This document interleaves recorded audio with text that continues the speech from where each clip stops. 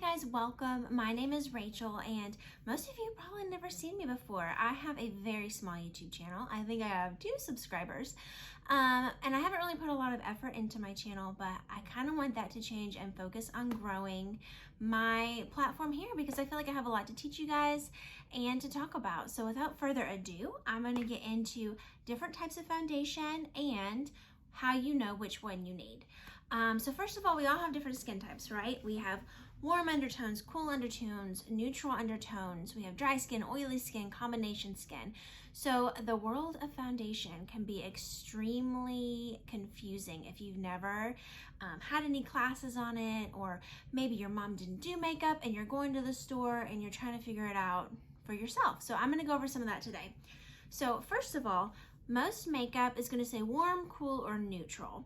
And that is so you can tell which one is going to match your skin tone. So the easiest way I find for you to figure out what your skin tone is to take a white piece of paper or a white towel, hold it, now you want to be makeup free, but hold it against your face like this and go look in the mirror. If you mostly see pink or red undertones, you're going to be cool.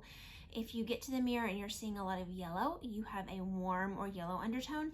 And if you're kind of seeing a pretty even mix of both, you're going to be more of a neutral and able to wear things in the neutral range and sometimes switch it up depending on summer and winter. I have a very cool or pink undertone myself. So I tend to stick to foundations for cool undertones. All right, let's talk about the different kinds of foundation. So if you have dry skin, you're going to want something super moisturizing that wears on your skin very comfortably. So if you have dry skin, I really like either BB creams, which are going to be a very light coverage. They're almost like a tinted moisturizer, very sheer, just kind of like a veil. Or I like cream-based foundations. Cream-based foundations are going to be more full coverage and they're going to give you a lot of bang for your buck as far as moisture and coverage goes.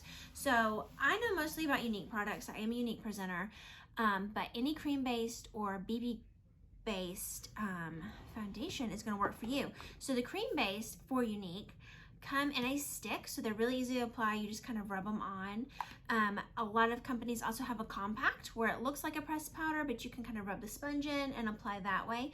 And then a BB cream, honestly, you can just apply with your fingers and kind of get a little bit of that veil. So those are my favorite picks for dry skin. Now let's get normal and go straight to oily. If you have extremely oily skin, you're gonna probably want to stick with a powder. Powders are going to absorb excess oil, take a lot of that dewiness and shine away, which I know that as oily girls, most people against the dewiness because they've struggled so much their whole lives with that kind of like dewy, oily look. So powders are going to be your best friend there. And powders usually come in a compact like this, and they'll have a little sponge and you can put it on with a sponge. My favorite way to do it personally is with a powder puff brush. This one's a little bit dirty, guys. A powder puff brush. This is a Real Techniques brush. I love it. All right, so let's go back to the middle. Maybe you're a combination or you consider yourself normal skin type. You can kind of pull off either of those 2 I mentioned, as well as a liquid foundation and a spray foundation. So let's get into the liquid first. Most people are very knowledgeable and familiar with liquid foundations. They're kind of the go-to for beginners, I find. You go to the store and you look for a liquid foundation kind of in your color. They look like, let me grab a bottle here. This is one of Younique's, but they usually come in a bottle like this. Some have a dropper. Ours have a dropper where you can drop it on a brush and apply that way. Some just have a little bit of a pour spout.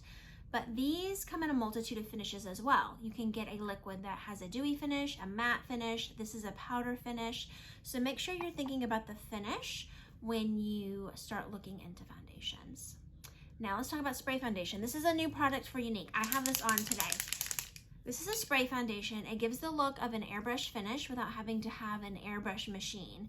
Only a few companies I know have this, but the way I like to use it is I take it and I grab a kabuki brush and I'll spray it on there and kind of stipple it, and I promise to do a tutorial for that for you guys as well. And the Spray foundation is going to give you a very airbrushed finish. It's going to be very full coverage. I've actually seen people use it to cover tattoos. So hopefully that's helpful for you guys. One thing I do want to mention is you definitely want to prime before foundation, and most of the time you want to set. There is some exceptions to that. You always want to prime because if you think about your face, you've got pores, right? Nobody's just like a baby butt face. You've got pores, you've got acne, you've got age spots, you've got fine lines and wrinkles that products can settle into. So when you use a primer, it's going to help smooth all that out, fill in your pores so that you get a more smooth looking foundational finish.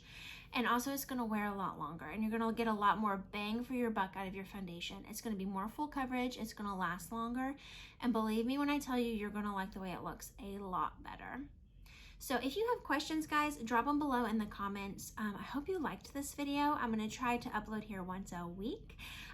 So let me know what you guys want to see. And I want to start adding in some lifestyle stuff as well. I do keto, so if you'd like to see keto diet information or just lifestyle, like a day in the life of me, I don't know why you want to see that, but I know that's kind of big over here. So thanks for watching, guys. Don't forget to subscribe if you got value out of this. I've got 2 subscribers, so subscribe and get me excited. I'd love to meet more of you guys. Have a great week. Mwah.